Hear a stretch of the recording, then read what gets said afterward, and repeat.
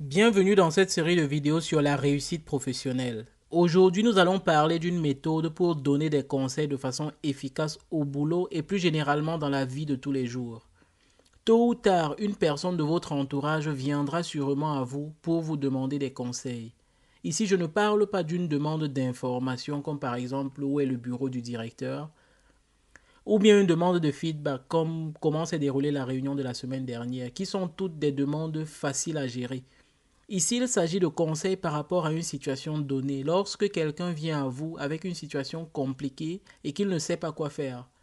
Supposons un instant que votre employé vienne à vous et se plaint de votre collègue qui ne lui donne les rapports dont il a besoin chaque semaine qu'avec beaucoup de retard.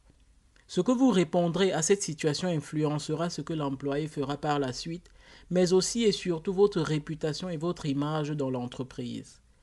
Pour donner des conseils donc, il serait judicieux de suivre le modèle à 4 étapes ci-contre. Premièrement, vous devez savoir exactement ce qui se passe, c'est le quoi. Il s'agit ici de récolter le maximum d'informations possibles. Depuis quand cela dure? Avez-vous essayé d'en parler avec lui, etc. La deuxième étape est de s'assurer que le conseil est voulu. Est-ce que l'employé qui vous expose la situation a besoin d'un conseil ou veut-il juste vous informer de la situation? Demandez-lui donc clairement s'il a besoin de vos conseils et si la réponse est oui, passez directement à la deuxième étape. Ici, vous devez définir et clarifier certains points, à savoir reformuler la demande de conseil de votre employé. Précisez que votre avis ne sera donné qu'à la lumière de ce qu'il vous aura dit et ce que vous lui direz sera ce que vous aurez fait à sa place. Rappelez-lui qu'il a le droit d'ignorer votre demande car en fin de compte, c'est lui qui a la responsabilité de ce qu'il fera par la suite.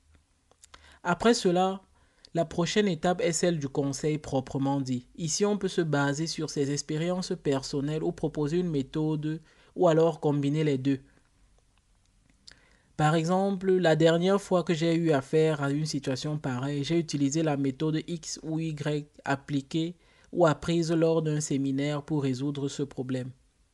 La prochaine fois donc, utilisez ces 4 étapes pour donner un conseil de façon efficace.